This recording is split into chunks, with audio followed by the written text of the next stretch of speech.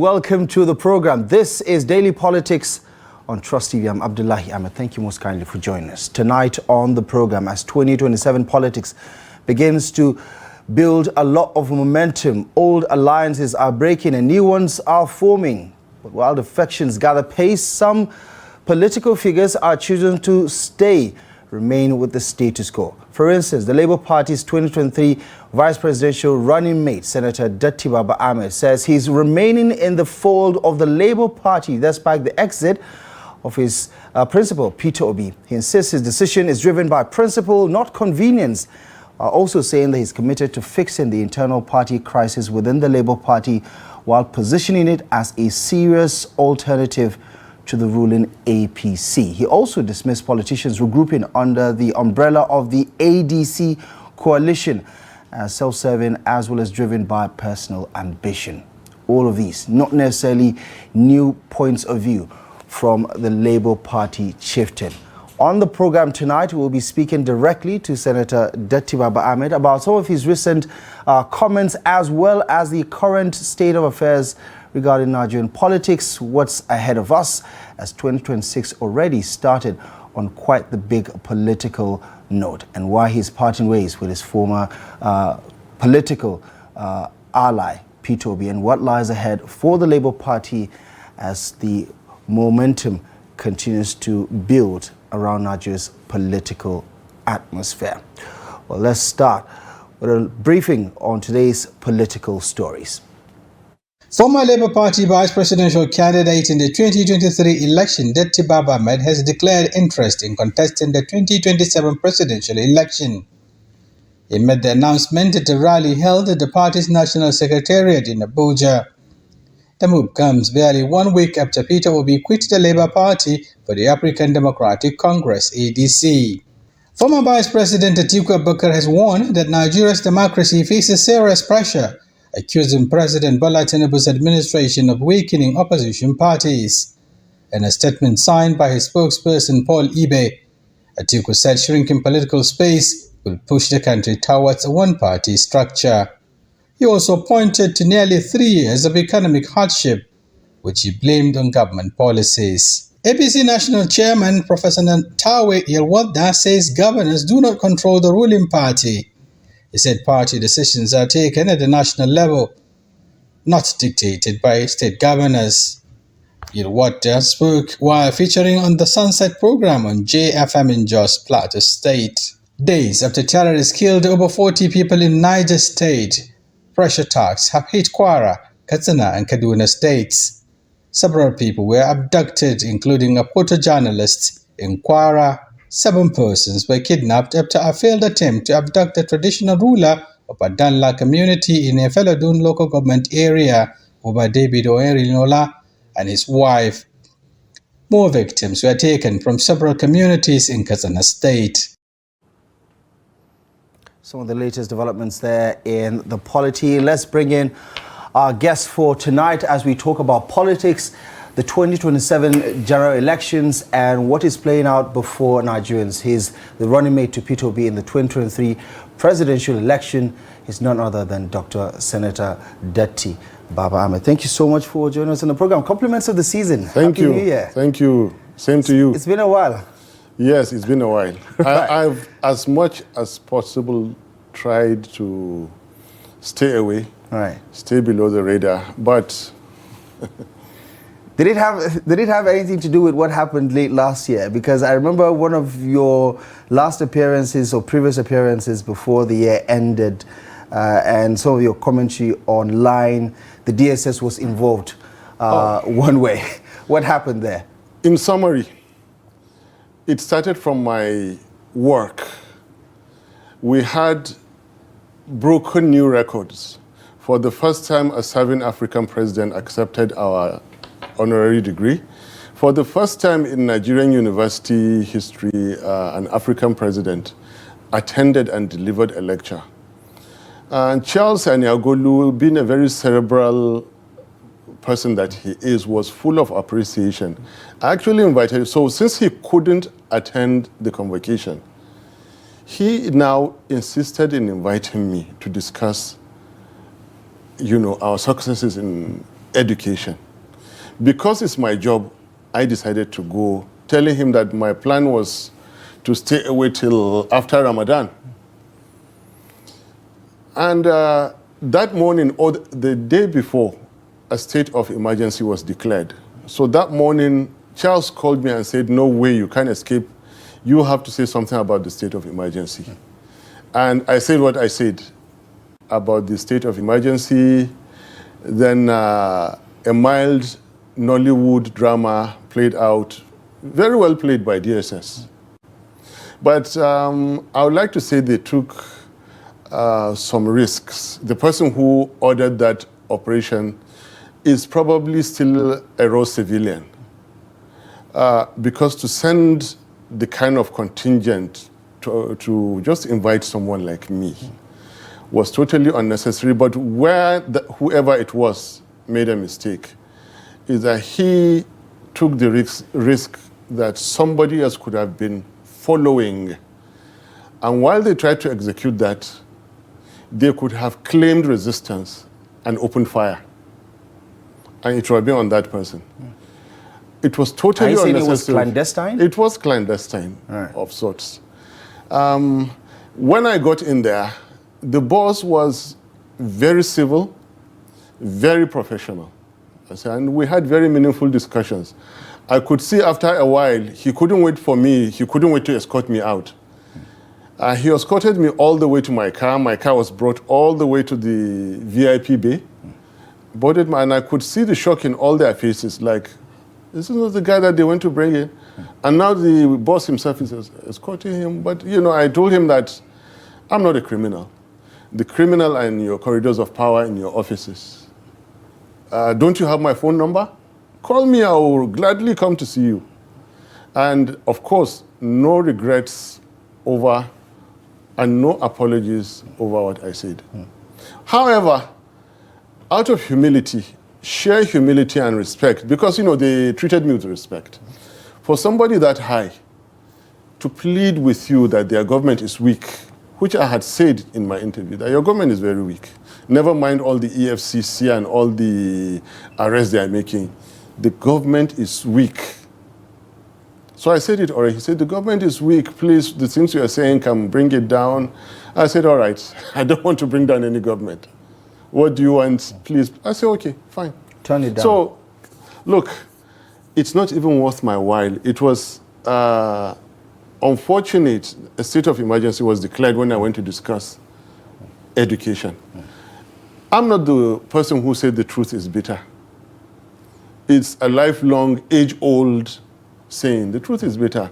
But the lie is sweet. But please, I will not participate in telling lies. I can't come, for God's sake. You just announced, you just gave the news of abductions, killings. It's a daily affair. Does it make sense for someone like me to come and say the government is doing well? No, and if we say the government is not doing well, you want to bring down the government. Look, they're not worth my while. Others are doing the job I'm doing. I was doing before. Because, listen, EFCC is doing the job I was doing. Ask me how. How exactly? Thank you. Did I not say that the government was hopelessly corrupt? I said it years back, a decade back, 2 decades back, I said it. EFCC is helping me to say it even better. But DSS will not go after EFCC. Why? Attorney General of the Federation, Federal Republic of Nigeria, was sent back to prison today. I'm not lying. It's in the news. You mean the former? Yes, former. What's the difference between the former and the new? They're all APC. They're all doing the same thing. I mean, you don't want Anyway. SN to think that you're talking about him. Okay, the former SGF. Right. The former But I'm telling you, AGF, right. they are one and the same thing. Fabimi equals Malami equals the one before him equals the other ones. I don't see any difference. You do realize that what Anyway, you're saying listen. could get you into more trouble with the no, authorities. No. It won't. Listen, I know where the red lines are, and I will never get close to crossing it. Right. I know where they are, for your own benefit. And if anybody wishes to move the red line from where it is to come and meet me, they have a problem. Right. So, point blank. Listen, what I'm telling you is that I wish I could live my life without saying anything about APC government. I wish I could live my life without talking about tinubu, Shetima, talking about Fabemi, Malami. Sometimes I can't even catch their names. I wish I could live my lives without them. Live my life without talking about the abductions in Zamfara, Yobe, Borno, Kebbi, without all those killings. I wish I could live my life, but they won't allow it to happen. Now I was telling you, before you interrupted, EFCC is helping me to do my job better. I said there was hopeless corruption. EFCC is saying it better. They even arrested a former AGF and even took him back to prison today. What is the difference? I said there was corruption. They have said there is corruption and even proven it better. Please, let's move on. Talk about, is it possible not to talk? Is it possible? It's not possible. Right. I mean, all these conversations... So you could also get... interlinked. Listen, you could even get... And by the way, one, I'm not a dragon. Right. I'm not a criminal. And if they will go to check our past histories, they will find no better friend than me in securing and developing Nigeria. Right. So the gist of the story is everything you mean I'm saying, I absolutely mean well. Okay. Even to the individuals, right. Even to the party, if they would ever heed my advice, they will become better persons in their own rights and they will become better leaders. Nigeria will become a better place. I want to put this thing behind me. I want to disabuse people's mind. Right. I hate, it's not even in me, in my DNA, to, you see, we used to say that great minds talk about ideas, what I live on, what I do. Ordinary minds talk about events, what you and I are doing now. And smaller minds talk about individuals. I don't want to be a smaller person every day talking about individuals, party, and all those kind of things. Let's talk about the ideas that I went to discuss with Aniagolu. Right. Okay. In the final analysis, you're basically saying that you're not going to change your commentary, you're not going to turn down your voice, as long as you're speaking the truth. End of story. Right? Are you not trying to put me in more trouble? I'm recapping everything. You're not going to change your commentary, you're not intimidated by anything. I am what God has made me. Simple, put it that way. The truth is simply the truth. Right. Okay. Let's talk. If I don't say it, you will say it. Right. If I don't say it, EFCC will do it. That's why I want to move on to do something else. Right. Then I don't speak until you people ask me. I don't come to your places until there is justification for it. Right. And let's talk about the events of today. A lot of headlines regarding what went down today, your activity with the Labour Party, some from the outside looking in, and we'll just get to the clarification of whether or not you said you were going to run for president. But the big question is, some consider the Labour Party a sinking ship. That's why when Peter Obi left in late December last year, it didn't come to so many as a surprise. Why didn't you jump from this sinking ship, as some would put it? There is not a single political party in Nigeria that is not sinking. In fact, the entire Nigeria is sinking. I don't know if you are taking that into account. The country, our beloved country called Nigeria, is sinking. Why am I saying that? Just refer to the news items you presented before we began this. Okay? There is not a single political party in Nigeria, you will tell me today, that does not have problems. APC started with Ganduje. Then they will read out or sign and date a minister's resignation letter, withdraw the briefs and the key assignments of other ministers. PDP is the worst.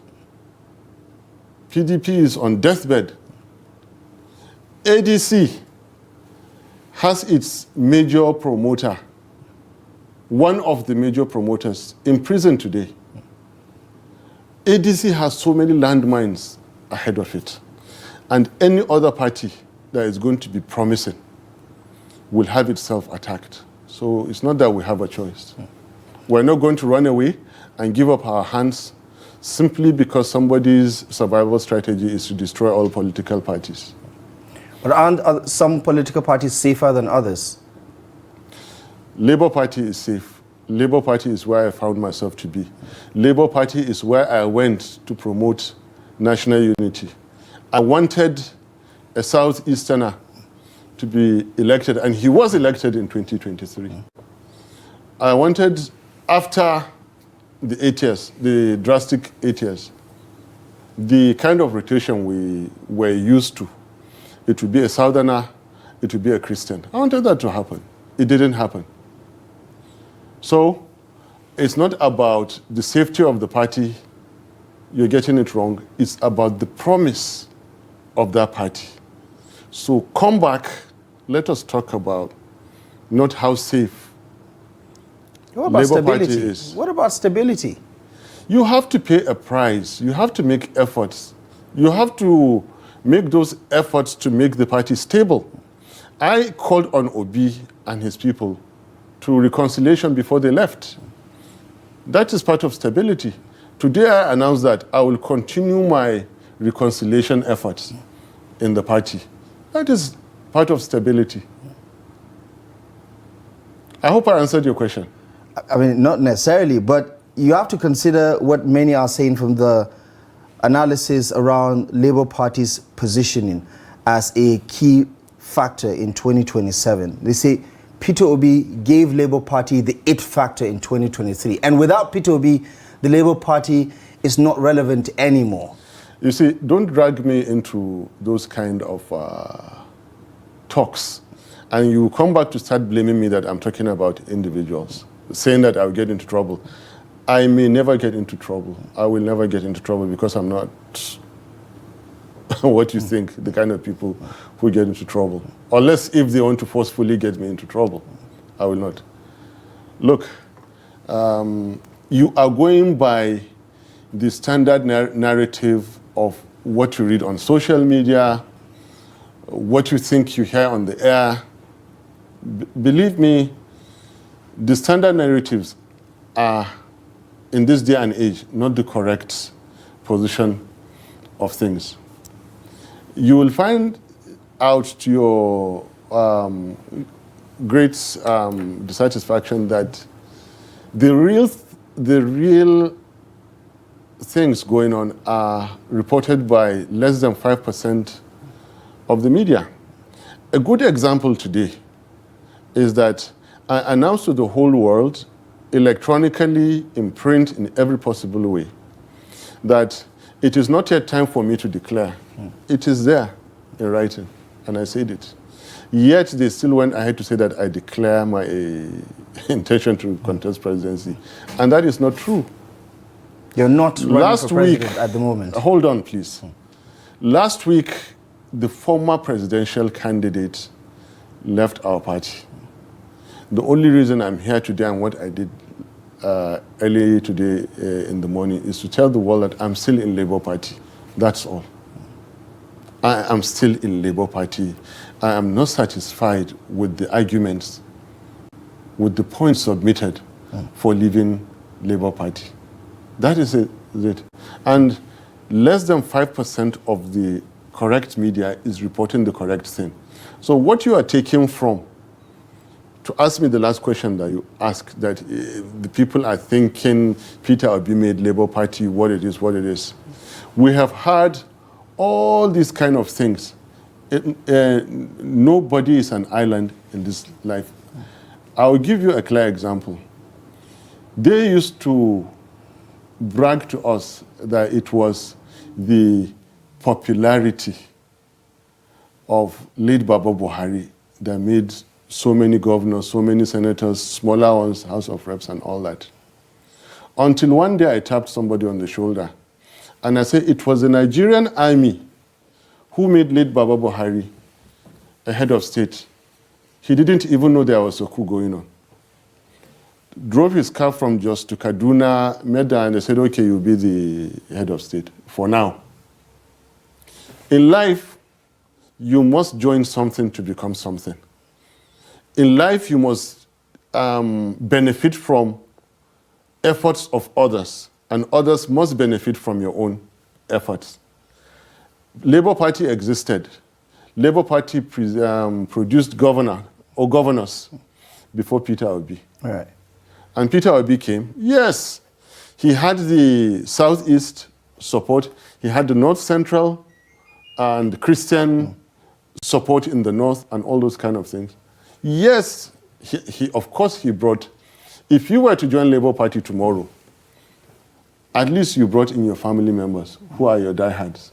So you added to Labour Party. Yeah, but 6 million votes is 10 no million beans. votes. 10 million votes. Okay, yeah, according to you. But according to the official INEC data, right, the Labour Party has never gotten a million votes in a presidential election before. Let's discuss something more. Let's discuss something more meaningful. Yeah, okay. We're building the conversation around the issues that are shaping the conversations that Nigerians are having about what's to come in 2027. Yeah. And just to point out, because, I mean, it might irk you, but people really want to know whether you and Peter Obi are on the same page, are still communicating, or are still political allies. Did he invite you to join him in ADC? Did you talk about him joining the ADC? Good questions. Can I answer you quickly? His Excellency Peter Obi did not invite me to join him in ADC. Because everyone knows me, there are certain things you'd rather not approach me with. People know me, even while I was in Parliament. And let me not distract us and go into that. Two, our personal relationships are solid. Only on the 12th, he attended the wedding in my house, in person, where I have much, much, much respect for Peter Obi. If he doesn't get the ADC ticket, come back, please. I will work for you and try to get Peter Obi the ticket in Labour. I will try and mend the ways between him and whoever are not in good terms with him. It doesn't make sense. First of all, nobody owns me. I'm my own person. When I joined in 2023, I saw us put paid to a certain burning question. Can a Southeasterner, for God's sake, be elected? Can he even be president? Federal Republic of Nigeria. That's the kind of person I am. Something challenging, something idealistic. I said yes. Since I walked away from governorship candidate, this is my worthwhile challenge, and I'll support it. I supported Peter Obi's presidency with all my heart, with all my mind. In some of our, or in most of our presidential campaigns, particularly in the North, the core northern states, as we call them, I began to make some very, very strong campaigns. And I said that the name of Nigeria registered in the UN is Federal Republic of Nigeria. Not as you would have it, Kingdom of Saudi Arabia, Islamic Republic of Iran, Libyan People's Jamahiriya, or Islamic Republic of Mauritania. At the same time, the creator of all and everything, God Almighty, after creating these countries that I mentioned, created Federal Republic of Nigeria, created the Vatican, created others, and the mix that we have here in Nigeria. And then I would say that the creator of all and everything does not make mistakes. The campaign speeches are there for you to refer to. For that, I offered no apology for supporting Peter Obi. I was particularly irked when you have the records, when the leading candidate then said the name of Peter Obi was not even worth mention. This was a huge insult. And I got to work, I fired back, I did everything. That was when they went to get two gentlemen, impersonate me online, and attack the whole of my family, who are now compensated with international appointments, which tells you that APC is actively involved in all the ungodly things that are happening. But let me come back. I was in support of Peter Obi to become the president because as at that time, that was the right thing to do. Let all of us in Nigeria answer the question, can it be done? Yes, it was done, but it was denied. It was done with my support, and I'm very, very happy to stand by it. That was 2023. This is 2027. Baba Obasanjo handed over being a Southerner, handed over in 2007 to late Malam Umaru, Northerner. In 2011, President Goodluck Jonathan, Southerner, was elected president after 4 years. And Peter Obi was part of the machinery of Goodluck Jonathan. Now, in 2023, late Baba Buhari handed over to Bola Ahmed Tinubu. 2027, a Northerner can be elected. And the North didn't start it. The South started it. But look, put all these things aside. I'm a Nigerian. Forget I'm from the North or South. I am just a Nigerian. Right. And I'm speaking as one because when it was time to work for the Southeast, when it was time to work for the South, I did. My records are there to stand for it. I did. But you're not saying that that's it for you? I don't understand your question. Like you're no longer concerned about zoning anymore ahead of 2027? No one respected zoning like me. Right. So, unless if you want me to go back and read everything for you. I just wanted to be clear on that. So talk to me about those who have raised the concern that you staying back in Labour Party, the risk to reward ratio is not looking great for you. How can you survive isolated? It looks like you're swimming against the tide. How can you survive politically without Peter Obi, without the obedience in Labour Party?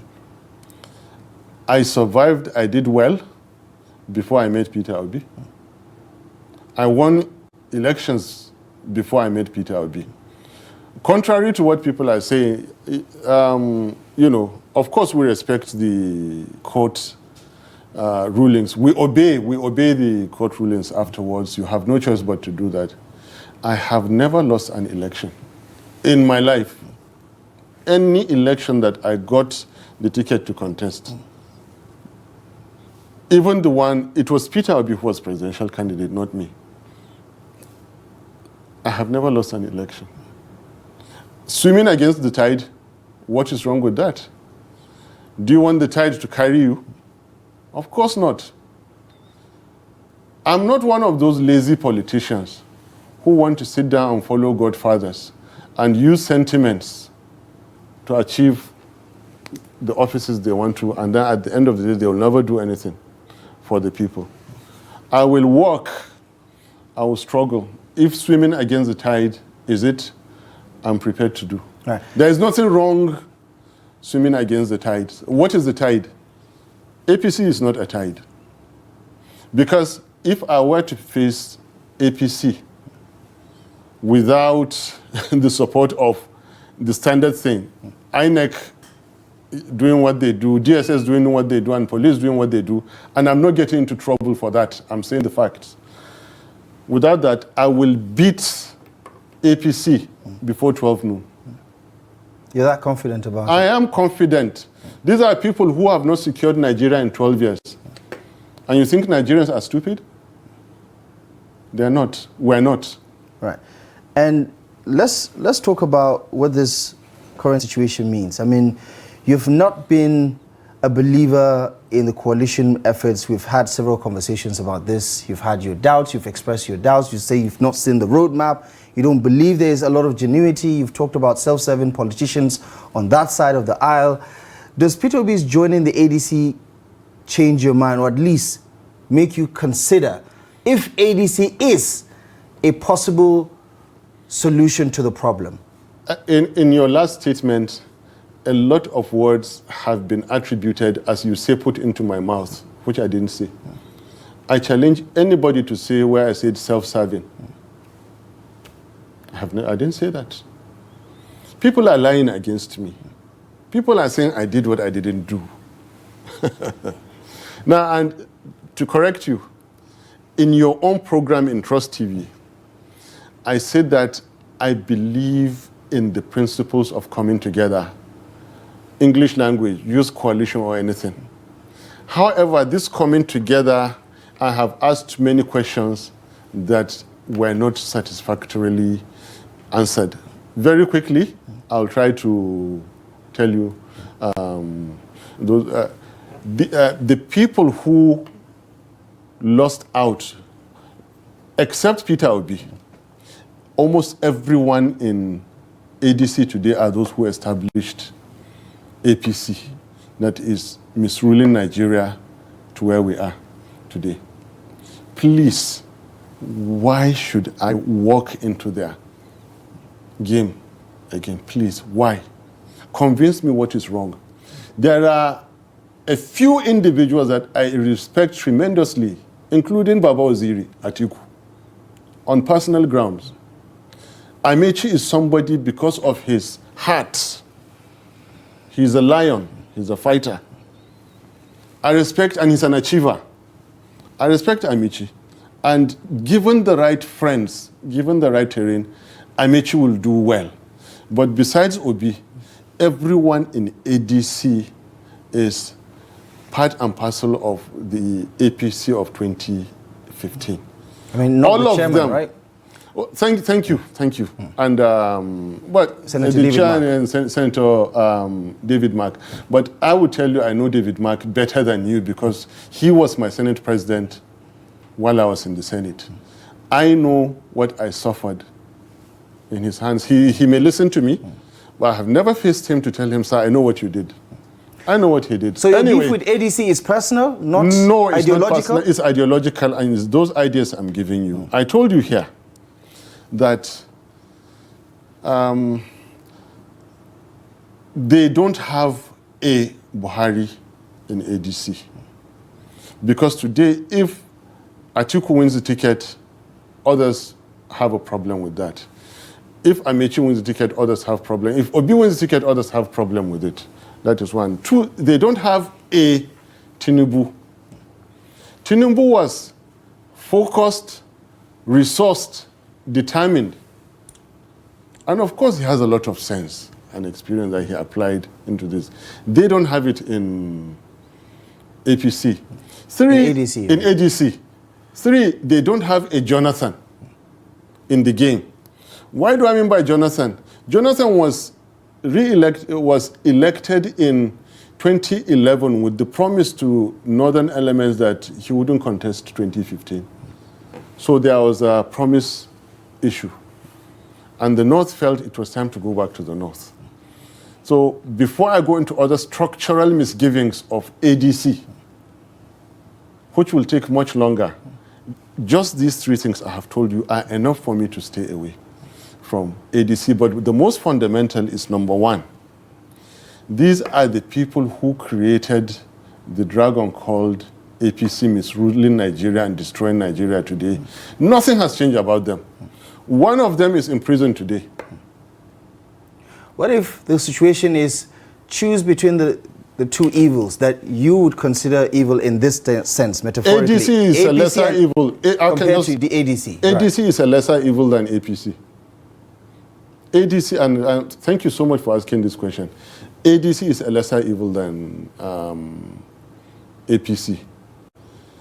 Because if Tinubu were to return as president, and may Almighty God forbid that from happening, I'm sorry for what will happen to Nigeria. I think I know what will happen, but you are afraid of getting into trouble. So I won't say it on this program. I think something big will happen to Nigeria beyond 2027. And you can say it's not good. It's not good. Okay. it's Realistically not good. speaking, right? Nigerians. Remember 1990? What happened? What exactly are you referring to? I won't say it to. Right, okay. But realistically First speaking, half of 1990. Right. Okay. History lesson for some of our viewers. The first month of 1990. Right. I mean, you're giving it away. Certain five states. You might as well just go ahead and say it. Certain 5 states of the then Nigeria as it were composed. There is something drastic in the offing. Let me just tell you. Ikoyi, ward of Etiosa local government area of Lagos State, is worth in estate value more than the 7 northwestern state capitals. VI is worth more than the 6 northeastern state capitals in estate value.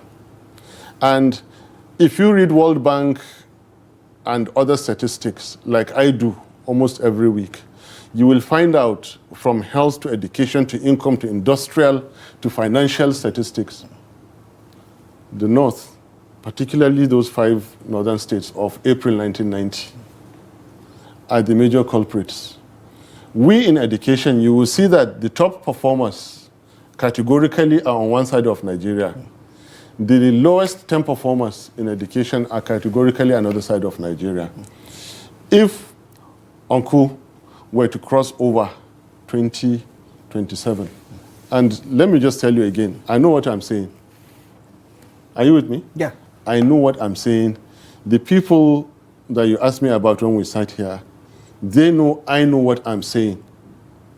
Nigeria is in a very precarious situation, and beyond 2027, something big may happen to Nigeria. Talk to me about the concerns that have been raised about the possibility of Nigeria sliding into a one-party state. You see how dominant the APC is becoming. They are on course to break the PDP's record of maximum 28 governors. But you see that dominance in the National Assembly, and you get the sense that APC is fast becoming too big to fail almost, right? Do you share those concerns that have been raised? I mean, obviously you're no fan of the APC, but do you think there's any political party right now in the opposition that could put up a good fight, a good enough fight in 2027?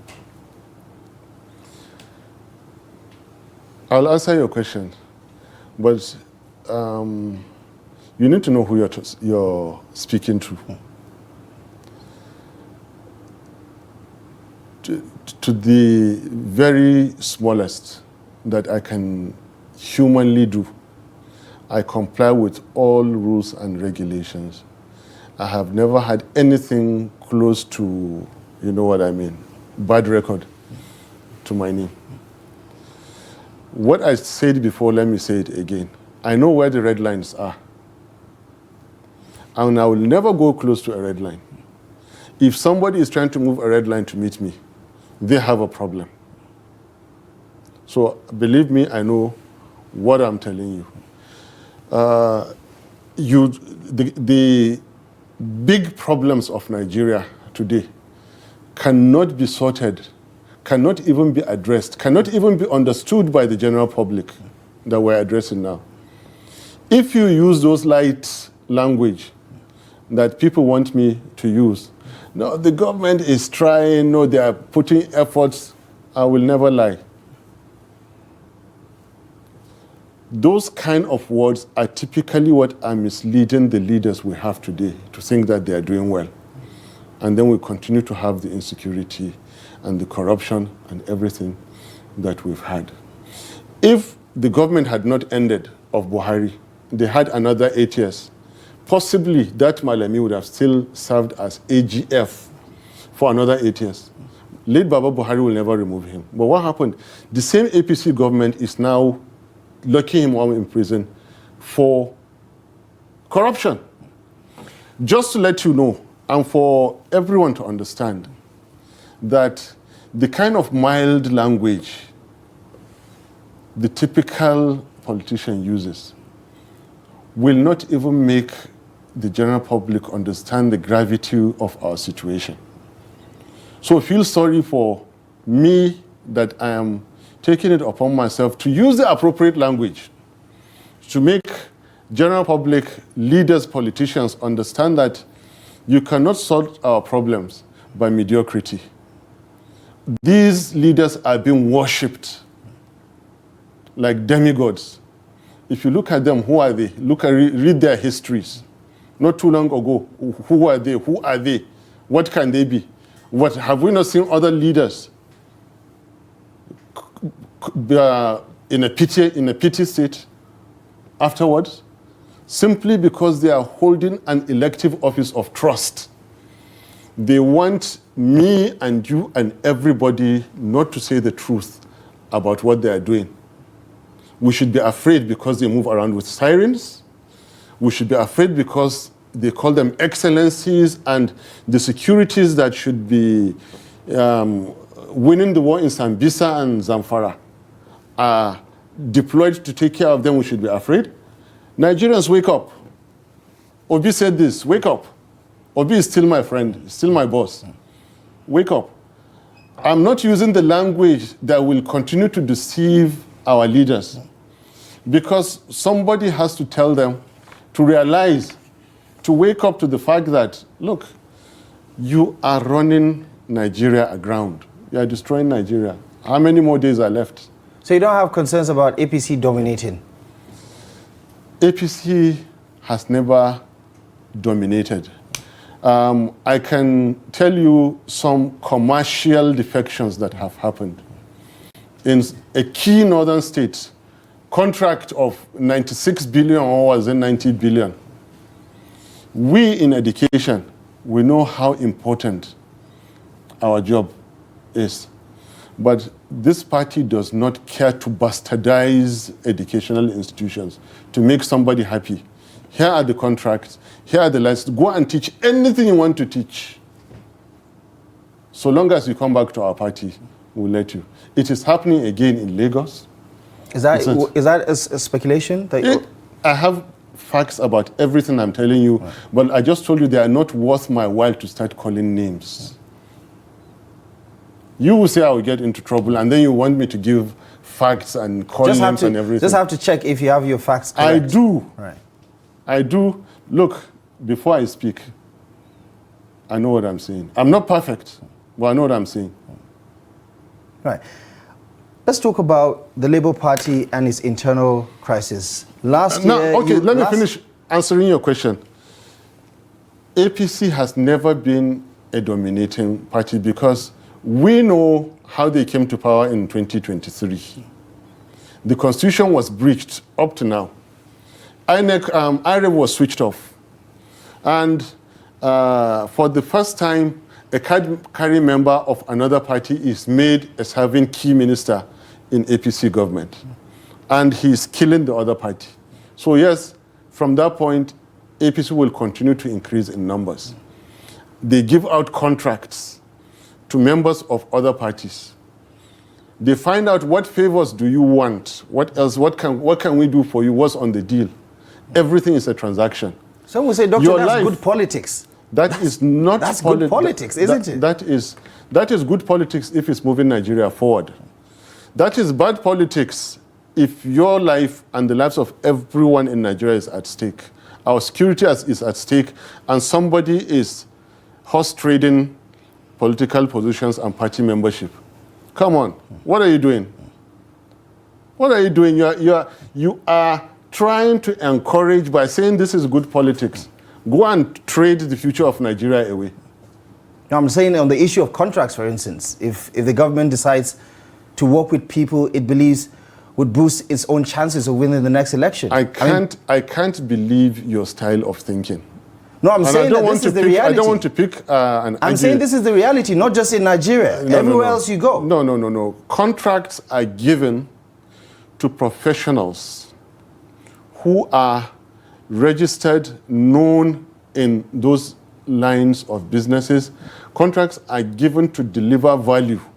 Contracts are not given to buy political patronage, to buy support, to buy the soul.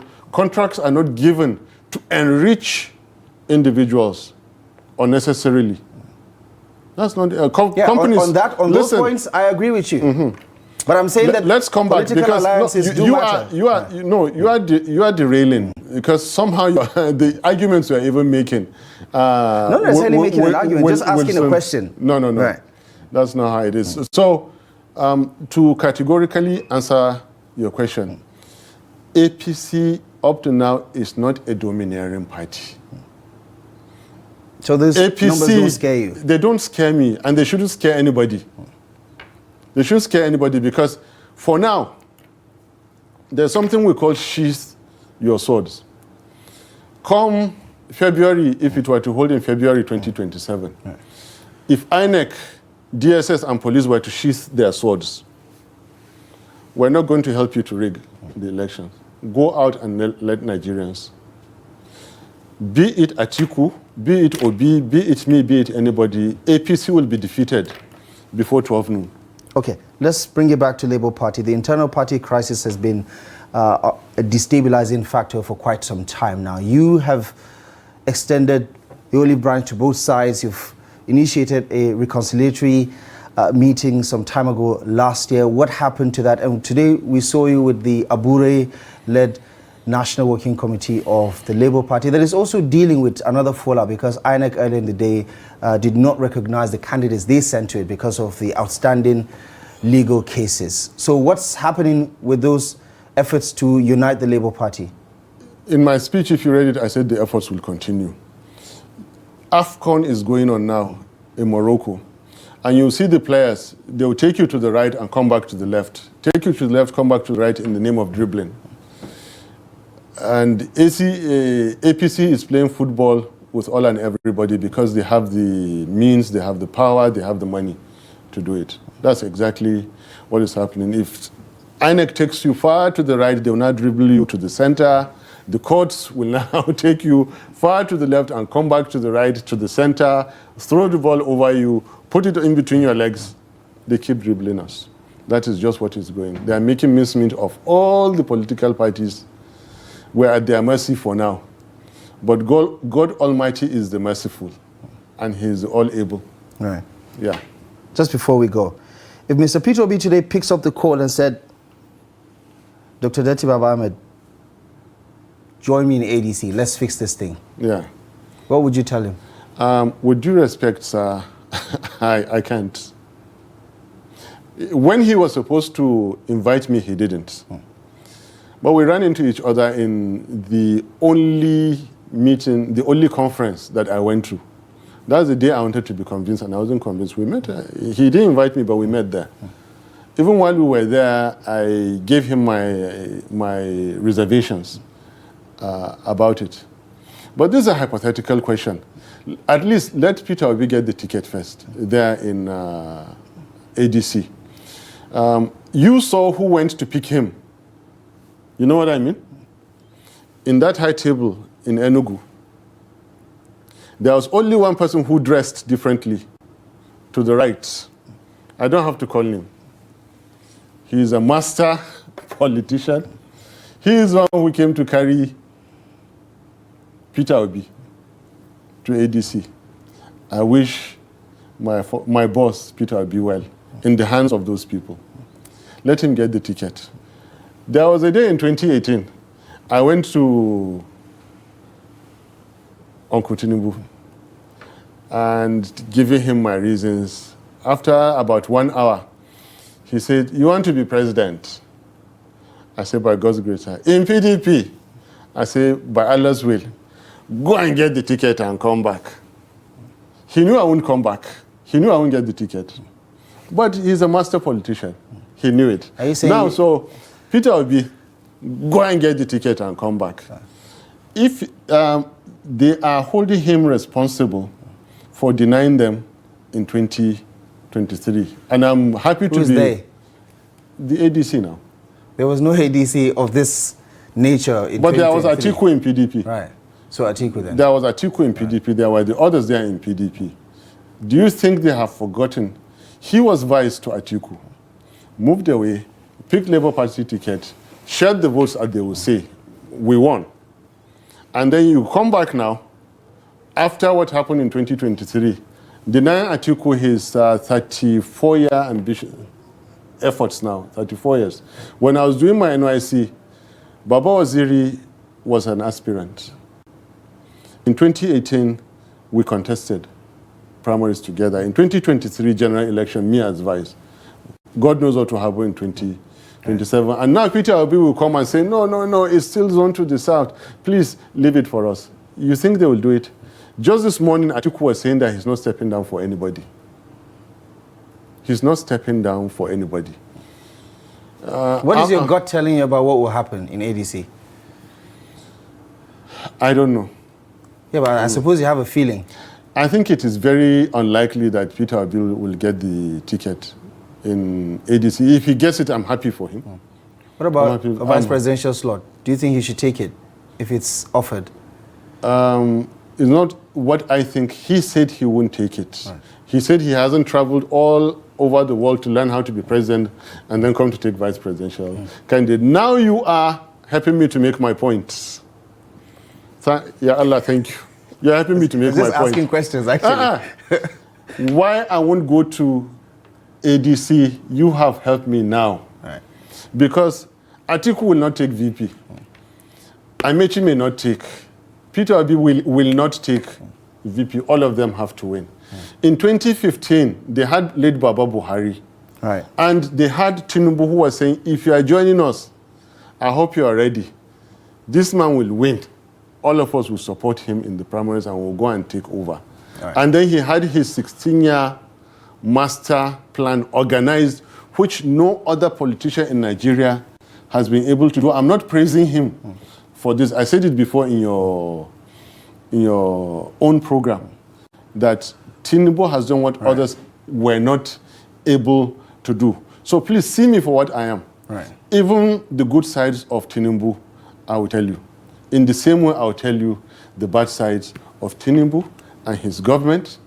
I know where the red lines are. Right. I am, if I may just for once blow my trumpet here, for the benefit of all you who think I am a severe or I am a dragon opposition politician, no.